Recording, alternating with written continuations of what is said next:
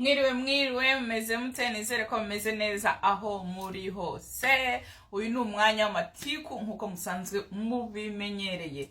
Ubu rero maze igihe kinini ntakora ntuze content kubera yuko mbura umwanya ubu nkagira ubute. Ariko uyu munsi ndagira ngo mfungure box zanjye z'utuntu mba nahashye online, nzifungure turi kumwe nkuko sanzwe mbikora. Narababwiye ngo uyu mwaka ndakennye, so ndagerageza cyane kutangiza amafaranga ntafite, urumva. Ariko nanone nubwo nkennye ntabwo bivuze ngo nakwiyibagirwa nkibagirwa kwitetesha. Ngomba kwitetesha, ntabwo ari ngombwa ngo ndindire hagira uza kuntetesha, ngomba kwitetesha. Ubwo rero ubukene ntabwo bivuze ngo nshobora kwiyibagirwa. Gosh, okay. Reka dufungure aka box ni gato cyane, turebe icirimo. Mbibutsa yuko tukiri mu gihe cy'ubushyuhe, turacyari muri sama. Kandi noneho turi muri vacances, turi mu kiruhuko cy'ukwezi. Ikiruhuko cyacu kizarangira mu kwa munani, kizarangirana no ku kwa munani. No kwa munani kwezi gutaha. Yeah. Alright. Ko mubibona naguze udu parufe kongera nari nzisanganywe, ariko inye zari zashize. Iyo zishize rero mba ngomba kugura izindi z'ubushyuhe. Izi ngizi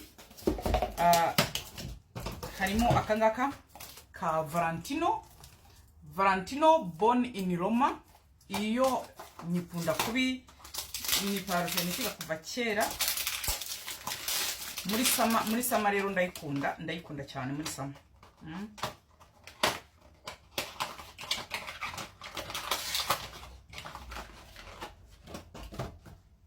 Roko kameze, ariko naguze 50 ml, ntabwo naguze inini cyane, naguze ingana n'ubushobozi bwanjye, urumva. Naguze intoya yayo.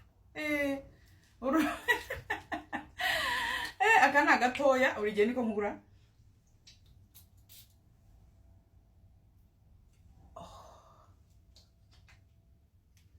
You cannot go wrong with the Valentino. You can't. You just can't. Iri present. Ntago yirukana amashitani. Iri kamu. Noneho hakabaho n'ingiyi. Ingiyi twango I want you Jimmy Choo. Jimmy Choo rero ukuntu nyikoresha, ntago njya nyikoresha yonyine. Nyikunda kubi, ariko ntabwo njya nyikoresha yonyine. Ntabwo ngewe ngira ingeso mbi. Muri make ntabwo nzi gukoresha parufe imwe. Ndaharara, ngira ingeso yo guharara. Ikindi ntabwo nkunda imwe gukoresha parufe imwe, kubera yuko imwe isa na bose. Iyo ukoresheje parufe imwe uba uhumura nk'abantu bose abo mugiye muhura. Niyo mpamvu nzivanga. Iyo nzivanze rero mba mfite umuhumuro wanjye uri unique, nta sharinga n'abandi. Nahuriyeho n'abandi. Niyo mpamvu mvangitiranya ubwoko bwinshi. Iyo mbyisiga ari byinshi, ntushaka kumenya ni iyihe nisize.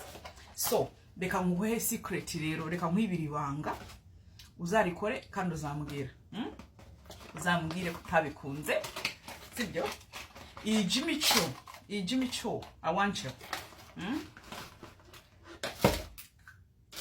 Dere nako ni gatoya. Nabwiye ngo ngende ikeneye nguru dutoya tungana n'ubushobozi bwanjye. Urabibona? Akangaka ka Jimmy Choo rero nako gahumura neza sana. Gahumura neza cyane. Ubwo rero muri sama nkavanga na Valentino.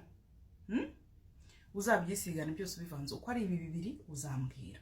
Uko ari bibiri uzabivanga uzambwira. Uzabigerageze. Bibyara unique scent.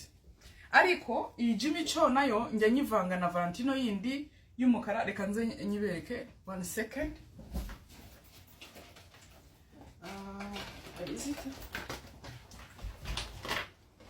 Sinzi ahantu nayishize.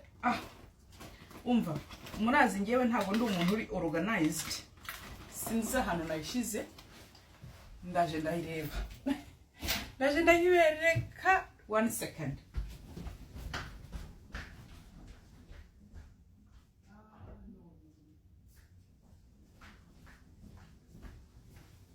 Alright, ndaza kubereka nyuma, ntayo ndi kubona hafi ahanga, ndaza kubereka nyuma. Ntabwo ngewe ndi organized. Ubwo rero nkongeraho naga cream. Iyi ni cream ya ntuze ya Awancho Jimmy Choo. Iyi cream rero niyo ubanza ku ruhu, uyibanza ku ruhu maze koga ukayisiga. Iyo yisinze rero ukarenzaho parfum yayo, iyi cream iyo yisize ukarenzaho parfum yayo, noneho hashira akanya gatoya nk'iminota nk'itatu ukarenzaho iyi Valentino. My dear, bindi uhumura neza kandi biri unique. Ubwo rero mbahaye ibanga ryanjye, uzagerageze namwe muzamwira. N'izindi nazo ngenda nzivanga, nzagenda mbibereka gake kuntu bigenza. Hagati aho ngaho, mbere yuko iyi video irangira, reka mbereke ibintu mpakira mu kashakoshi kanje. Nk'umugore ukuze, reka mbereke ibintu mpakira mu gashakoshi kanje. Iyo ngiye gashakoshi kanje urabona ni gatoya, ntago nako ngaho. Reka mbereke ibintu mpakiramo rero iyo ngiye ahantu ndi butinde cyane, ntari bugaruke mu rugo, mbese ndi butinde. Ikintu cya mbere mpakiramo ni umutaka. Ntabwo ushobora kubura mu ntuze yanjye mu gihe imvura iguye cyangwa se izuba ari ryinshi, ngemeze nk'ikimanuka ntinyizuba. Akandi ni fani igihe hashyushye, kugira ngo ngabanye ubushyuhe mbese. Ikindi ngomba gupakira utu makeup, ngomba kwikoraho. Ntabwo wakwibagirwa utuntu two gukuramo ibiryo uba wariye hanze mu menyo, kwihagatura. Ntabwo kwibagirwa ibintu ukoresha kwihagatura mu menyo igihe uriyo ngiyo hanze aho ngaho. Ikindi ntakwibagirwa ni uburoso bwo kwisiga agapuderi. Puderi niyi puderi ushobora gukoresha yari yose, harwo nkoresha iyi, hagabwo nkoresha intuze ya maka, nkunda gukoresha puderi za maka. Ubundi ikindi ni agaparufe. Ntabwo ka parufe kabura muri bag yawe kugira ngo freshening up. Aka ni agaparufe nkunda gukoresha mu gihe cya winter, ni kazara kava muri Zara. Nkakoresha muri winter kangaka cyane nuko nibagiye kugakura mu shakoshi. Ubu ni nkakoresha muri winter. Ikindi utakwibagirwa ni lipstick of course ufite choice eshatu. Ushobora gukoresha iyi mfite choice enye hari ya lipstick ngomba kwitwaza. Ndi kugira vuga ngo video itarangira. Ikindi ni mascara.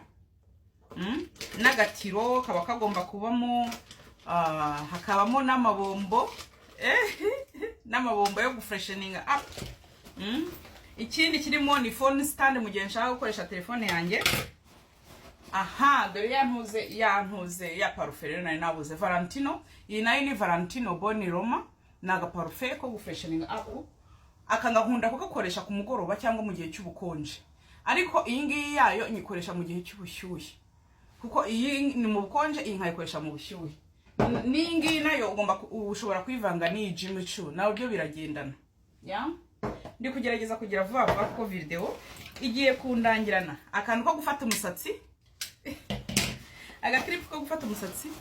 Parfum nanone, iyi parfum ushaka kuyisanga muri Zara, ni ya Summer, yitwa Zara Golden Decade for Summer. Golden Decade for Summer uyisanga muri Zara. Ihumura neza cyane, iri present fresh. Niyo muri Summer. Ihumura neza sana. Ikintu utakwibagirwa ni akantu ko kwihanaguza mu gihe ushaka gufresheninga kamwe k'abana. Ushobora kugahanaguza mu kwaha ukongera ugasigamo. Ndi kugira vuba akadiodora ko gufresheninga mu kwaha. Shikarete ntizabura. Amavuta yo mu ntoki. Of course n'umuswari.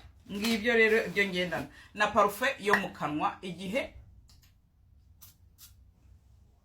ushaka gufresheninga up. Ngibyo rero ibyo ngendana mu shakoshi.